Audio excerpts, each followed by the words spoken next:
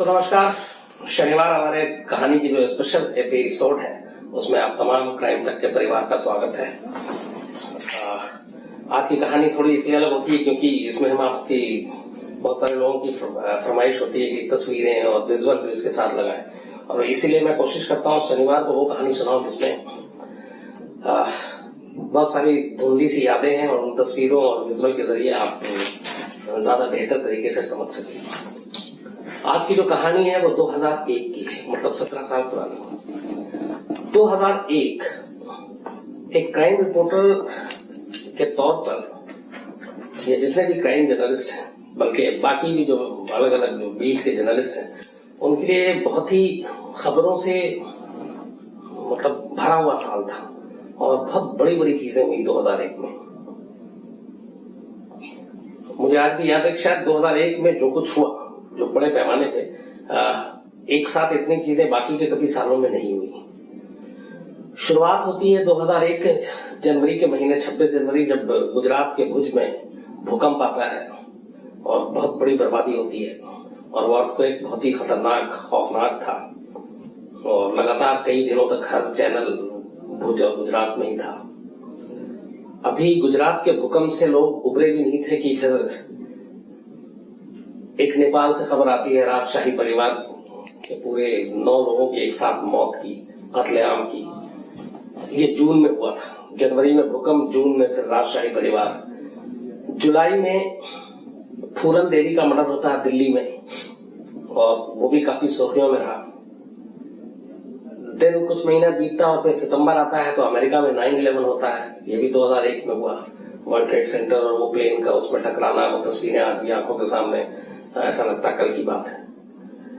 9/11 के 2 महीने बाद दिसंबर आता है और दिल्ली में फिर से पार्लियामेंट अटैक होता है, एक बहुत बड़ा। हिंदुस्तान में मतलब आतंक का इससे बड़ा हमला कोई हो नहीं सकता, क्योंकि आतंकवाद सीधे उस दिन संसद की दहलीज तक पहुंच गया था, तो पार्लियामेंट अटैक होता। तो 2001 इस मामले में, खबरों के मामले में बहुत सारी ऐसी चीजें हुई। ये जब मैं नेपाल राजशाही परिवार की कुछ चीजें मैं देख रहा था तो फिर मुझे अचानक याद आया कि 2001 में ऐसी बहुत सारी चीजें हुई। तो पहला तो आपको मैंने बताया कि मतलब भुज से लेके 9/11, पार्लियामेंट अटैक, फूलन देवी का कत्ल और नेपाल राजशाही परिवार की मौत, जो आज हमारी कहानी है।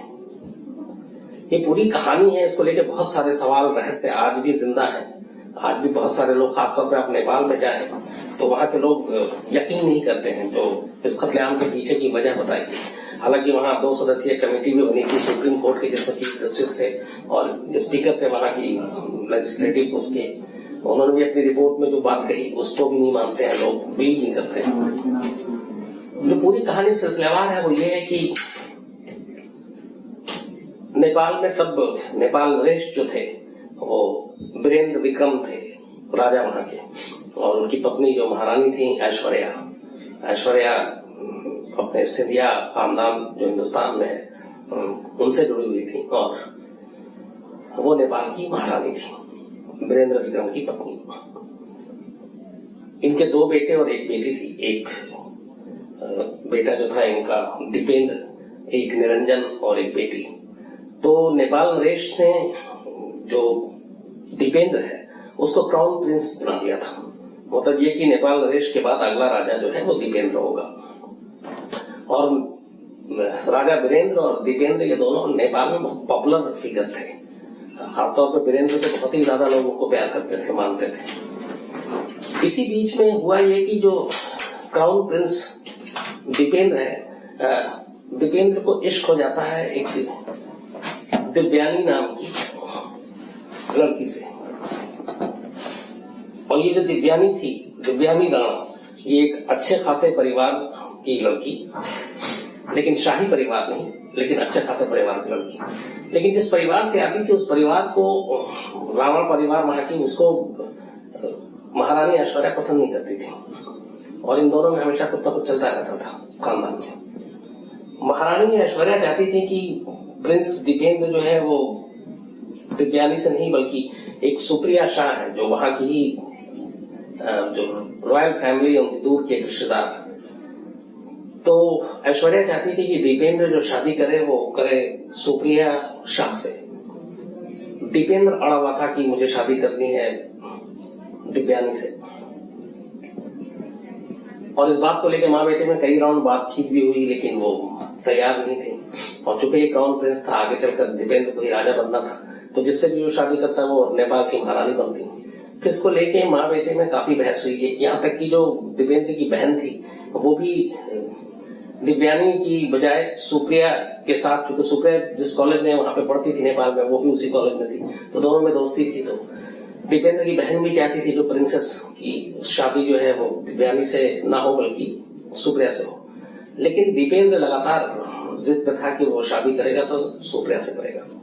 ये पूरी जो जांच इन्वेस्टिगेशन और इस कत्लेआम से पहले की जो कहानी थी वो यही थी।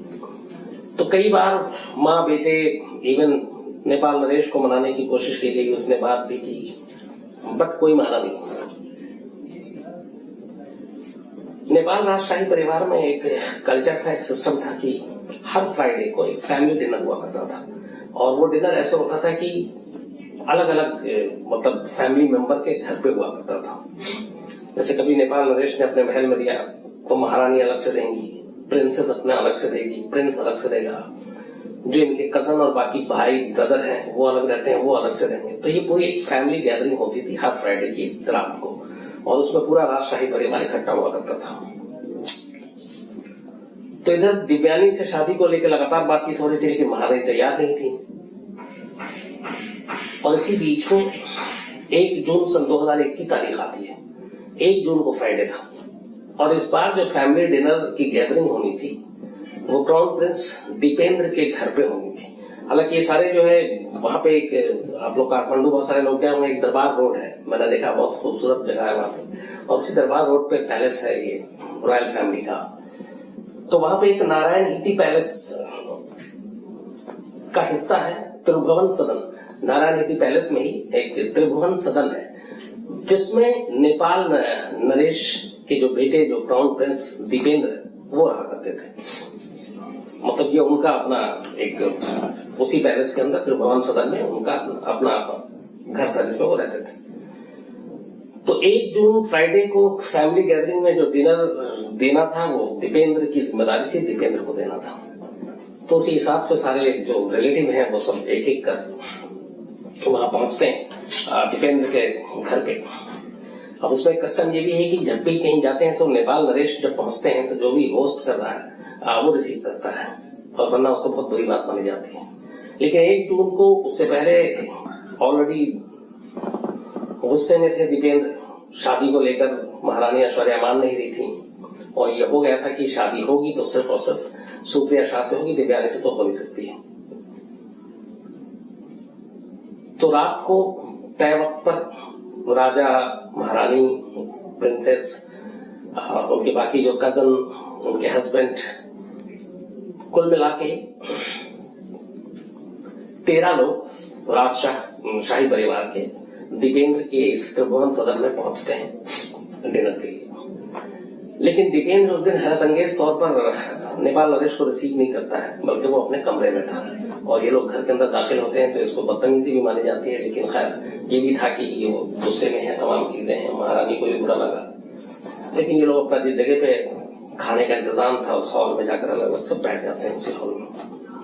अब जो इसमें जो 9 लोग थे वो 9 के 9 नेपाल नरेश के अपने रिश्तेदार थे, जिसमें खुद दीपेंद्र उनका बेटा, दूसरा बेटा निरंजन जो प्रिंसेस श्रुति जो उनकी बेटी थी, इसके अलावा एक प्रिंसेस शांति जो राजा की बहन, देन प्रिंसेस शारदा ये भी राजा की दूसरी बहन, कुमार खटका ये शारदा के पति, मतलब राजा की बहन के पति, इसके अलावा प्रिंसेस जयंती ये राजा की कजिन, खुद राजा रानी और दीपेंद्र, 9 लोग थे।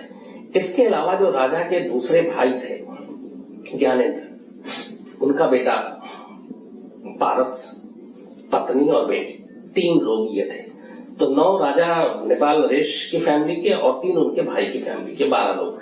खुद जो ज्ञानेंद्र थे वो हमेशा इस ऐसी फ्राइडे गैदरिंग में हर एक का होना जरूरी होता था, लेकिन हैरत अंगेज तौर पर 1 जून 2001 की उस रात को जब नेपाल नरेश के बेटे दीपेंद्र के घर पे गेट टुगेदर था, डिनर पार्टी थी, ज्ञानेंद्र काठमांडू में ही नहीं थे बल्कि वो पोखरा में थे और उनकी गैर हाजिरी में उनकी बीवी, बेटी और बेटा, ये 3 लोग उस पार्टी में थे, फैमिली गैदरिंग में। तो रात को ये सब पहुंचते हैं। उसके बाद थोड़ी देर के बाद ये सब एक सोफे हॉल में बैठे हुए थे।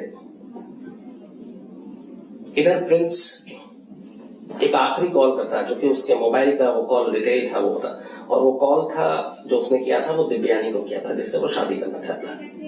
लास्ट कॉल वही था मोबाइल में कॉल करने के बाद। और वो उस दिन शाम से शराब पी रहा था। नेपाल नरेश के जो बेटे, जो क्राउन प्रिंस दीपेंद्र, बेहद नशे में। एक तरफ दिव्यानी से बातचीत, शादी ना घर वाले मानने का गुस्सा, ऊपर से शराब, और ये भी कि कुछ ड्रग्स भरी हुई सिगरेट, ग्रास, तो ये सारी चीजें, और नशा बिल्कुल एकदम पीक पे। गुस्सा था ही था और उसने फैसला कर लिया था कि आर पार का फैसला करना है। कमरा अंदर से बंद था और वहां पे तमाम राजमहल में गार्ड जो होते हैं नेपाल रॉयल फैमिली के, वो सारे लोग थे, हथियारबंद गार्ड भी होते हैं। उसके बाद रात करीब 9 बजे के आसपास ये दीपेंद्र अपने कमरे से बाहर निकलता है। उसके हाथ में ऑटोमेटिक वेपन था। वो सीधे उस हॉल में जाता है जहां पे पूरी फैमिली बैठी थी, और अचानक जाने के बाद वो फायर कर देता है। नेपाल नरेश को पहले गोली लगती है। इसके बाद वो जितना था वो चारों तरफ देख के वो अपना अंधाधुंध फायर करना शुरू करता था, जब तक कि उसकी मैगजीन खाली नहीं हो जाती। जो बाद में सारी इंक्वायरी रिपोर्ट और बाकी चीजें आई, इंक्वायरी हुई थी, जो चश्मदीद थे उनके हिसाब से, जब मैगजीन खाली हो जाती है वो वापस अपने कमरे में जाता है। इसके बाद वो एक दूसरा वेपन उठाता है, उसको लेकर आता है और फिर उसमें जितनी गोली होती है वो सब खाली कर देता है। इस दौरान यह है कि अचानक एक बार जब वो जा रहा था तो उसका कजन पारस, ज्ञानेंद्र का बेटा, जो राजा के भाई है, वो उसको रोकने की कोशिश करता है, लेकिन उसको धक्का मार के हटा देता है और फिर वो हॉल में सबको एक साथ लाइन से जिधर जो दिखता है उसको गोली मारना शुरू कर देता। वो मैगजीन भी खाली हो जाती है। उसके बाद वो तीसरी बार अपने कमरे में जाता है और तीसरी बार फिर एक नया हथियार लेकर आता है, और इस बार वो सबको जो जो और दिखता है उनको फिर से गोली मारता है। लास्ट में उसकी तलाश होती है महारानी ऐश्वर्या की, और उसको ऐश्वर्या दिखाई नहीं दे रही थी। तो वो कंपाउंड से बाहर निकलता है, पीछे की तरफ गार्डन था, वो बंदूक लेकर बाहर गार्डन में, ऑटोमेटिक वेपन। गार्डन में एक जो कजिन है राजा की, बल्कि जो इसका अपना भाई निरंजन दीपेंद्र का, वो और शारदा, गोली उनको भी लगी हुई थी, लेकिन किसी तरह से वो वहां से बच के भागने की कोशिश कर रहे थे। तो अचानक महारानी ऐश्वर्या दिखाई देती है और उसके बाद ये दीपेंद्र अपनी माँ पे ही गोली चला देता है। लेकिन जब वो माँ पे गोली चलाता है, बंदूक कम उधर करता है, तो जो छोटा बेटा है निरंजन, वो अपनी माँ के आगे जाता, तो गोली उसको लगती है। इसके बाद फिर ऐश्वर्या राय को गोली मारता है और वो इंश्योर कर लेता है कि ये लोग मर गए। उसके बाद फिर 2 गोली वो अपने सीने पे आखिर में मारता है। Prince, crown Prince. अब इस दौरान में गोली बारी की तमाम आवाज आ रही है। जो लोग वहां पे थे, ये मतलब सारी हैरान करने वाली बात ये थी कि जो सारे गार्ड थे रॉयल फैमिली के, उनमें से कोई नहीं रोकता, कोई नहीं आता। जो वहां के एडीजी थे मेन, वो अपने कमरे से बाहर नहीं निकलते, और ये सारी चीजें हो जाती हैं लगभग 5 से 10 मिनट के अंदर अंदर, और कोई रोकने की भी कोशिश नहीं करता है दीपेंद्र को। इसके बाद जब ये बात महल में फैलती है तो फिर सारे गार्ड और ये सब भाग कर आते हैं। गोली चलाने वाला भी तब तक खुद ही अपने आप को गोली मार चुका है, और वहां सब देखते हैं नेपाल नरेश और ये सारे लोग। तो तब तक वीरेंद्र विक्रम नेपाल नरेश की सांसें चल रही थी, होश में थे। उनको फिर वहां का जो मेन इंचार्ज थे सिक्योरिटी, को सब उठाकर वहां से 5 किलोमीटर दूर दरबार रोड पे आर्मी के हॉस्पिटल ले जाया जाता है, एक सभी को। लेकिन वहां जाने के बाद उस बारी बारी से 8.5 लोगों की डॉक्टर मौत की पुष्टि कर देते हैं कि इनमें से कोई जिंदा नहीं। खुद क्राउन प्रिंस दीपेंद्र, उसकी अभी सांसें चल रही थी और वो जिंदा था, तो उसे कोमा में रखा जाता, लेकिन कोमा में था, वो बेहोश था।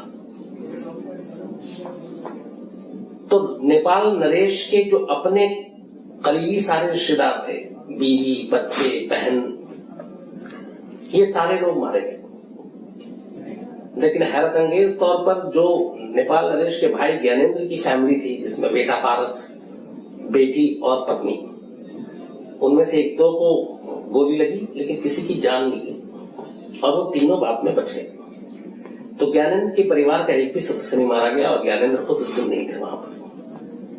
उसके बाद कानून के हिसाब से फिर जब कोमा में ही था प्रिंस दीपेंद्र, तो ऐलान कर दिया गया कि नेपाल अगले नरेश दीपेंद्र होंगे, जबकि वो कोमा में है। लेकिन वो वहां का रिचुअल और तमाम रूल कानून जो है राजशाही परिवार का, उसके हिसाब से तो कोमा में रहते हुए ही नेपाल नरेश घोषित कर दिया गया। लेकिन 1 जून की रात से वो कोमा में रहा और फिर 4 जून को प्रिंस दीपेंद्र की भी मौत हो गई और मौत का ऐलान कर दिया गया। अब प्रिंस दीपेंद्र के बाद यह कि अब शाही परिवार के जो वीरेंद्र विक्रम के परिवार के सारे लोग मारे जा चुके थे, तो कोई ऑप्शन नहीं था। इसलिए वीरेंद्र के भाई ने ज्ञानेंद्र, जो पारस के पिता, जो उस रात फैमिली डिनर में नहीं मौजूद थे, जिनकी फैमिली के 3 लोग थे, वो तीनों के तीनों जिंदा बच गए। ज्ञानेंद्र वहां के अपने आप को फिर राजा डिक्लेयर करना लगते हैं और वो नेपाल नरेश बन जाते हैं। ज्ञानेंद्र और उनका बेटा पारस, उनकी नेपाल के लोगों में छवि अच्छी नहीं थी और पारस की बहुत सारी कहानियां थी, तो वो पसंद नहीं करते थे, जबकि वीरेंद्र और दीपेंद्र को वहां की जनता पसंद करती थी। तो खैर उसके बाद ये राजा बन गए। बाद में वहां की सुप्रीम कोर्ट के चीफ जस्टिस और जो वहां के एक वो हैं हाउस ऑफ रिप्रेजेंटेटिव के स्पीकर, 2 लोगों की कमेटी बनाई गई इस पूरे मामले की जांच करने के लिए। उस कमेटी ने अपनी रिपोर्ट दी और उस रिपोर्ट में ये कहा कि ये पूरा कत्लेआम क्राउन प्रिंस दीपेंद्र ने नहीं किया और उसकी वजह ये थी कि वो शादी करना चाहता था दिव्यानी से, महारानी तैयार नहीं थी, वो चाहती थी कि सुप्रिया से शादी करे और उसी इश्क की खातिर उसने अपने पूरे खानदान को मौत के घाट उतार दिया। ये फाइनल रिपोर्ट आई, जिसके बाद ये सारी चीजें केस को बंद करना पड़ा। लेकिन इस रिपोर्ट पे नेपाल की जनता, नेपाल के लोग बिलीव नहीं करते।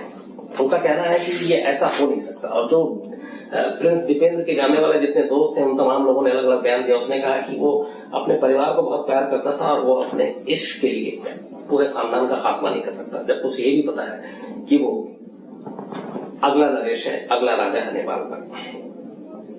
इसके बाद बहुत सारी थ्योरी आई इस पूरी मैस्कर को लेके, इस नेपाल राजशाही के खात्मे को लेकर, कि इसमें कौन कौन क्या हो सकता है। एक चीज इसमें जो नई ट्विस्ट आई थी वो आई 2009 में, जब एक तुल बहादुर शेरचंद करके एक शख्स था, वो सामने आया और उसने कहा कि 1 जून 2001 की रात को जो राजशाही परिवार के महल में जो कुछ हुआ था वो उसको मैंने किया था, मैंने जाकर मारा था और मुझे बदला लेना था, क्योंकि जो विदेश से फंड आता था नेपाल की जनता के लिए वो शाही परिवार अपने ऊपर खर्च कर लेती थी और मुझे इस बात का गुस्सा था। हालांकि उसने उसके सपोर्ट में और उसके एविडेंस में कुछ मिला नहीं और ये लगा कि वो सिर्फ बड़बोलापन कर रहा है, उसको जेल भेज दिया गया, लेकिन वो चीज सही साबित नहीं हुई। इसी दौरान एक और खबर आई कि जब उस वक्त ये सारी चीजें हो रही थी तो नेपाल के विदेश मंत्री थे चक्र बस्टोला, तो उनका कहना था कि इस मैस्कर के पीछे, नेपाल राजशाही परिवार के पीछे जो लोगों ने जो थे, उन्होंने उस वक्त के प्रधानमंत्री गिरिजा प्रसाद कोइराला को भी मारने की कोशिश की थी और उनकी कार पे हमला भी हुआ था, लेकिन वो बच गए। ये साजिश बड़ी थी, लेकिन इस साजिश के पीछे कौन था, विदेश मंत्री उसका खुलासा कभी नहीं कर पाया। एक पेशे से पत्रकार वहां के थे, कृष्ण अबिरल, उन्होंने एक इसके ऊपर पूरी किताब लिखी, पूरी इस मैस्कर के ऊपर, और उसमें उन्होंने लिखा था कि दरअसल उस रात दीपेंद्र के भेष में वहां नकाबपोश आए थे हथियार बंदूक और उन्होंने गोलियां चलाई थी अंधाधुंध और उन्होंने दीपेंद्र को भी मारा था। दीपेंद्र का इसमें कोई रोल नहीं था। और वो 2 कौन थे, 2 नकाबपोश, किसने भेजा था, ये पहली आज भी पहली है। इस पे कोई सबूत, कोई बाकी चीजें आई। एक वहां पे जो आम लोगों की धारणा थी वो ये कि इस पूरे हत्याकांड के पीछे दीपेंद्र नहीं बल्कि ज्ञानेंद्र ही है, राजा के छोटे भाई, और उन्हें पता था कि जब तक नेपाल नरेश को सिर्फ मारने का फायदा नहीं है, उनके दोनों बेटे, एक तो क्राउन प्रिंस दीपेंद्र और दूसरा निरंजन, इन दोनों को भी मार देंगे, तभी वो गद्दी खाली होगी और फिर उनकी फैमिली का कोई बन सकता है, और उसमें वो या उनके बेटे। तो ज्ञानेंद्र की भूमिका को लेकर वो सारी चीजें कि उस रात उनका गायब होना, उनकी फैमिली का किसी भी शख्स की मौत न होना, सबका बच जाना, फिर ये कि पारस ने दीपेंद्र को रोकने की कोशिश की और पारस को हटा दिया उसने, जबकि वो सबको गोली मार रहा तो पारस को क्यों नहीं गोली मारा। तो ये सारी चीजें शक के कटघरे में ज्ञानेंद्र भी थे, लेकिन ज्ञानेंद्र राजा बन चुके इसलिए उसके बाद कुछ हुआ नहीं। एक वहां की जो पैलेस, पूर्व पैलेस मिलिट्री थी सेक्रेटरी वहां की, जनरल विवेक शाह, उनका ये कहना था कि इस पूरे हत्याकांड की जो साजिश रची थी वो पहली बार इंडिया का नाम आया था कि इसके पीछे रॉ थे, और रॉ ने ये काम किया था। राजशाही परिवार, चूंकि शाही परिवार के साथ कई चीजें थी, कुछ मतभेद था और वो नहीं चाहते थे, इसीलिए भारत की खुफिया एजेंसी रॉ ने इस हमले को अंजाम दिया। हालांकि तब भारत ने बयान दिया था कि इससे हमारा कोई लेना देना नहीं है। तो एक ये भी थ्योरी थी, लेकिन उसमें कुछ हुआ नहीं। एक जो सबसे बड़ी बात थी वो ये कि जब दीपेंद्र जो क्राउन प्रिंस है वो मौत हुई 3 दिन के बाद 4 जून को, तो दीपेंद्र का पोस्टमार्टम नहीं किया गया। बहुत सारे लोगों का था कि दीपेंद्र के पोस्टमार्टम से बहुत सारी चीजें खुल सकती थी कि वही कातिल है, या फिर उसकी मौत कैसे हुई। गोली 2 थी, लेकिन और भी कुछ चीजें आ रही थी सामने, तो पोस्टमार्टम न होना भी एक शक और सवाल पैदा कर रहा था।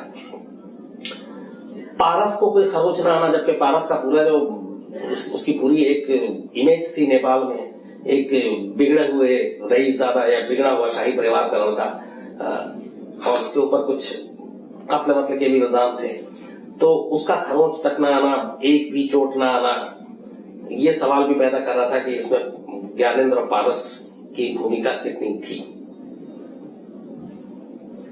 तो वो भी उसमें कुछ नहीं आया चीजें। तो ये सारी थ्योरी हुई, इसमें सारे में जांच भी हुई, लेकिन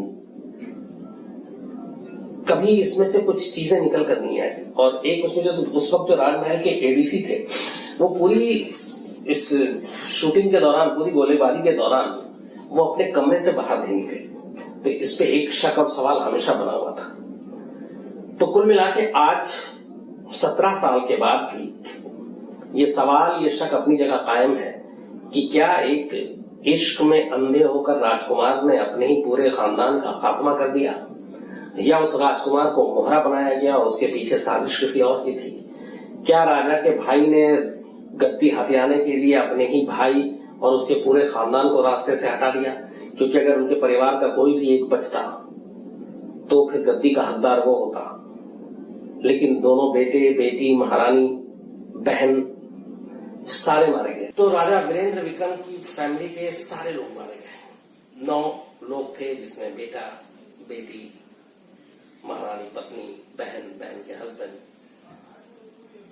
लेकिन उनके भाई ज्ञानेंद्र के परिवार का एक शख्स भी नहीं मारा गया। और इसी चीज ने ज्ञानेंद्र को हमेशा शक के कटघरे में खड़ा रखा। चूंकि सारे फैमिली के लोग मर चुके थे, तो अब राजशाही परिवार का जो उत्तराधिकारी, गद्दी का दावेदार, वो सिर्फ वही हो सकता था, ज्ञानेंद्र और परिवार के लोग। और फिर 2001 में ज्ञानेंद्र नेपाल नरेश बनते हैं, राजा बनते हैं। लेकिन ज्ञानेंद्र और उनके बेटे पारस को लेकर नेपाल की जनता की राय अच्छी नहीं थी, और उसकी वजह थी बहुत सारे उनके पुराने कारनामे, और इसी वजह से बाद में विरोध विद्रोह शुरू हो गया। फिर माओइस्ट आई, माओइस्ट मैंने भी नेपाल राजशाही परिवार का हमेशा से वो विरोध करती रही थी, तो वो उसने करना शुरू किया। और ये सिलसिला चलते चलते आखिर में सिर्फ 7 साल गद्दी पर बैठने के बाद 2008 में नेपाल में को एक रिपब्लिक डिक्लेयर कर दिया गया और मोनार्की वहां से खत्म कर दी गई। मतलब राजशाही सिस्टम जो है वो बंद कर दिया गया और ज्ञानेंद्र को अपनी कुर्सी छोड़नी पड़ी। और जो पूरा शाही परिवार की जो संपत्ति थी, नेपाल नरेश, वीरेंद्र विक्रम, उनके पूर्वजों की सब, वो सारी संपत्ति सरकार ने अपने कब्जे में ले ली। जो दरबार रोड पे महल है, उससे लेकर सारी चीजें, सिर्फ ज्ञानेंद्र की जो कुछ पर्सनल प्रॉपर्टी थी वो हवाले किया गया। और उसके बाद 2008 से लेके नेपाल में राजशाही परिवार पूरा तरह से सिस्टम खत्म हो गया।